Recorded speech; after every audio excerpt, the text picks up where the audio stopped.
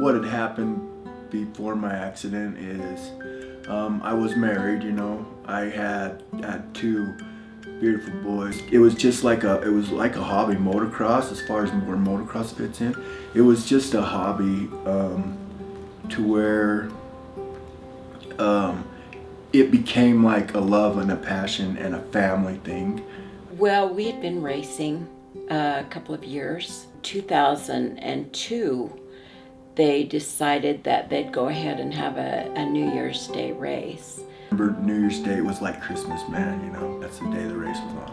And perfect way to start the year, man. I was sitting right in front of the triple. So I was right where Sam was going over. I came out of the gate, man, and I couldn't believe it. It felt like it just shot out of there like a rocket. I'm there, like I'm in my zone. The whole world just stopped. You couldn't even tell that there was anybody, that there was thousands of people in this arena. And that's the feelings we live for, bro. Sam came around, and the first time he was doing great, you know. Just, he hit the whole shot. He was in front. He was doing good. He came around again, and then he went down. And it's kind of like everything goes silent. He didn't get up. My parents were right there in the stand, right above the triple. And you either had to go for it or you're not doing it. And I hesitated. It's just crazy that, you know, your life can change that fast. There were paramedics, and Sam wasn't moving. They came and got me from the room, and they said, would you like to step in to, I think they took me into the emergency room where Sam was, and the doctor was standing there. And he just said, your son is quadriplegic. He'll never move from the neck down. And I remember my husband catching me, because I just went completely in shock. Next thing I remember is I got these three doctors walking in. That's when they tell me. I just couldn't accept it. I couldn't accept it. I was like, not me, you know.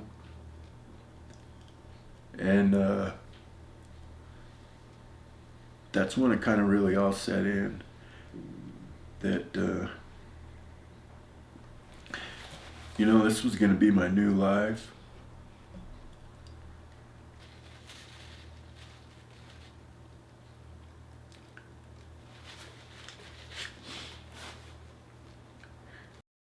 As a parent, you want to fix it for your children.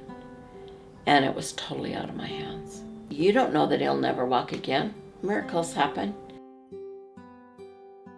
What I've learned to say is we're all used to getting injured, and we take the stitches out, we cut the cast off, the scab falls off, and we're better. But you have these injuries, you don't get better, you get different. And getting different is something that no one's ever taught us how to do. And that's why it's so difficult and overwhelming, is because you look around and you want answers, and no one really gives you the answers. The recovery, it was hell. I felt like I was in this nightmare that was never gonna end. I was just done. I was like, I don't want to do this. I'm done. I don't want, like, what else do I have? There's nothing else really to live for, really. I mean, the people who thrive are the ones who say, okay, I gotta stop thinking about what I can't do, and I have to start thinking about what I can do. Over time, I started stacking up little wins, you know, like, they didn't mean much to me then. I've told Sam many times, we're having to go through this for a reason. Because somewhere down the road, we're gonna have to help somebody else up. I had one guy come to the hospital and do a talk, but it kind of just stuck with me.